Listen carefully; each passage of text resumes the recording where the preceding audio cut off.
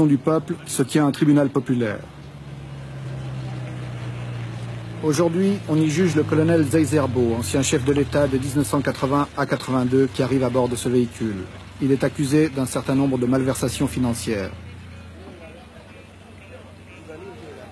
Les séances sont publiques et nombreux sont les voltaïques qui font la queue pour s'y rendre.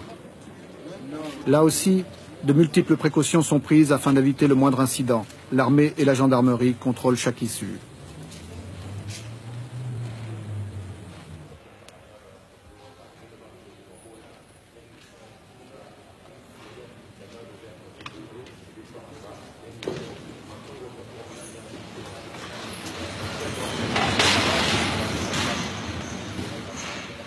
La cour arrive. Elle est présidée par un juge de carrière. Il est accompagné de juges non professionnels. Ici, il y a un militaire et 4 membres des comités de défense de la Révolution.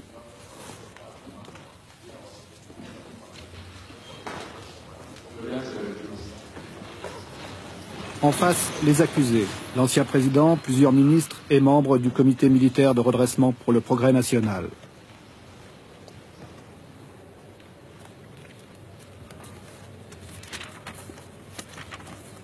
Vous avez parlé d'un détournement de 97 millions. Vous pouvez nous expliquer ça de manière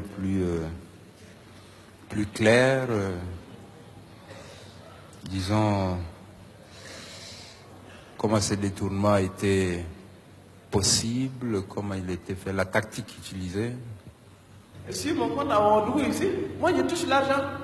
Bon, maintenant, au lieu qu'il envoie à Bobo, bon, lui il met ça dans le compte fourre-tout là. Jusqu'à ce que la bonne date lui soit donnée pour qu'il l'extrait maintenant de ce compte fourre-tout et l'envoie à Bobo.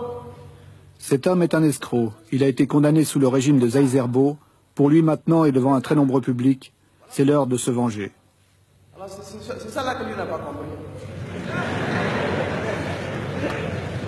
C'est très banal, c'est pas... Il explique de quelle manière, selon lui, des membres du gouvernement de Zeizerbo ont été mêlés à ses affaires. Son témoignage aura une très grande importance.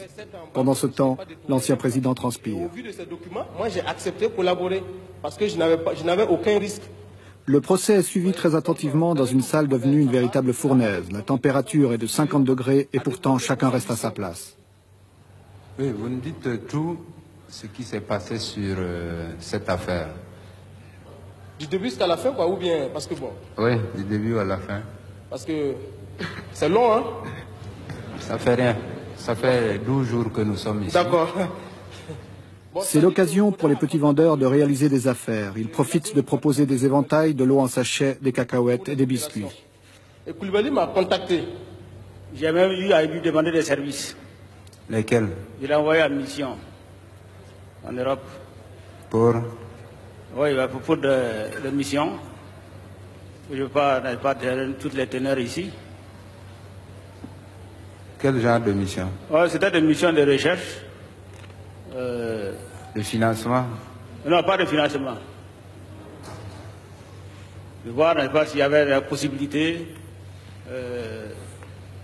industrielle, c'est tout. Et puis, aussi, des missions d'autres que je ne peux pas préciser ici, des missions d'autres renseignements, précisément que je ne peux pas préciser.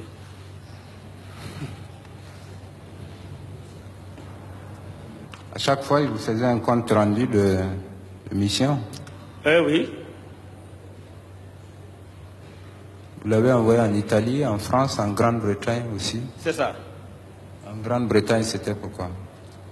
Je ne me rappelle pas exactement. Je crois que ça doit être dans le même cadre. Et au bout du compte, qu'est-ce qu'il a pu vous ramener de concret? Oh non, il m'a surtout dit qu'en Italie, il y avait des possibilités industrielles qui pouvaient être exploitées dans beaucoup de domaines. Ouais. Tous les comptes, toutes les archives ont été épluchées. Chacun doit justifier ses dépenses et ses recettes. Un ancien ministre de l'équipement de Zeizerbo aurait par exemple été compromis dans des affaires de pots de vin. Le tribunal rappelle également qu'il a tenté de faire tomber son président à l'époque et que l'équipe gouvernementale connaissait de sérieuses dissensions. Camarade président, si les autorités estiment que le peuple cherche à savoir tout ce que les gens racontent comme rumeurs dans les bureaux, eh bien qu'ils prennent les dispositions et puis on publie tous les renseignements qui sont donnés par la gendarmerie, etc., etc. Bon, si vous voulez, on va parler de ce rapport.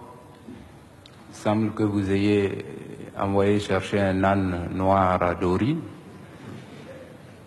pour dont la bile devait servir à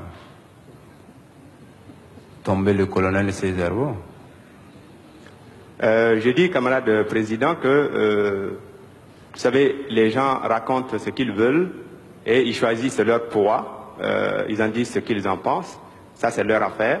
Si quelqu'un m'a vu à Dori, s'il m'a vu avec un âne noir ou un chameau ou autre chose, il peut le dire.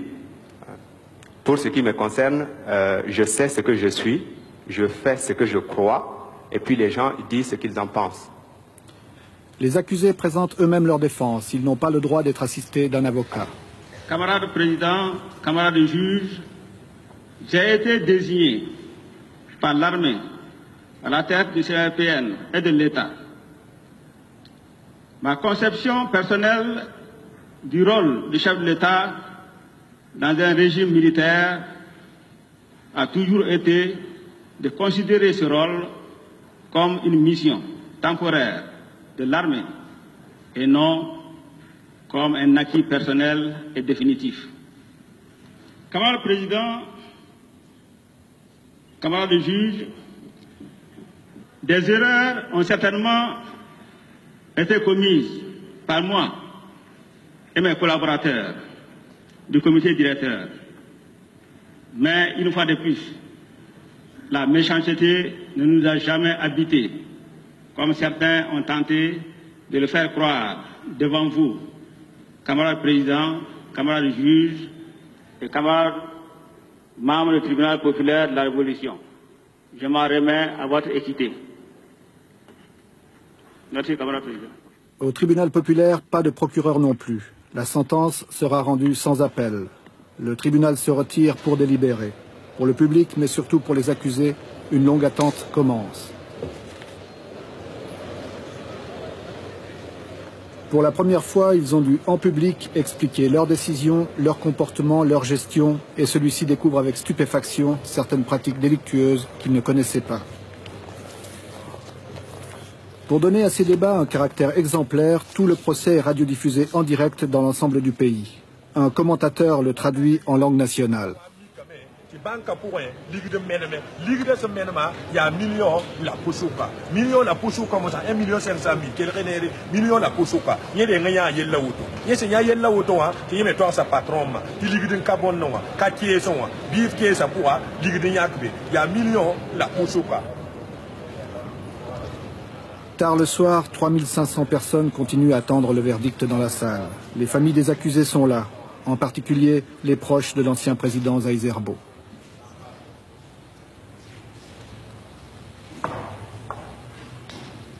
Je m'en vais maintenant vous donner lecture, vous donner les réponses aux questions qui ont été posées au tribunal. Zaïzerbo. Est-il coupable de détournement portant sur la somme de 91 millions de francs au préjudice de l'État voltaïque? Le tribunal à la majorité absolue a répondu oui. Et dit que le détournement porte sur la somme de 61 338 101 francs. Le tribunal statuant en premier et en dernier ressort, contradictoirement, prononce le jugement suivant. Zaïzerbo. Le tribunal vous condamne à 15 ans d'emprisonnement, dont 7 ans avec sursis. Vous condamne à rembourser à l'État voltaïque la somme de 61 838 101 francs. Prononce la confiscation de vos biens jusqu'à concurrence des montants du remboursement. décerne contre vous mandat de dépôt, fixe la contrainte par corps au maximum, par délibération spéciale vous dispense de l'interdiction de séjour. Asseyez-vous. Zaïzerbo est donc condamné à une peine ferme. Le tribunal prononcera encore 10 autres condamnations à des peines de prison et à des amendes, et 8 acquittements.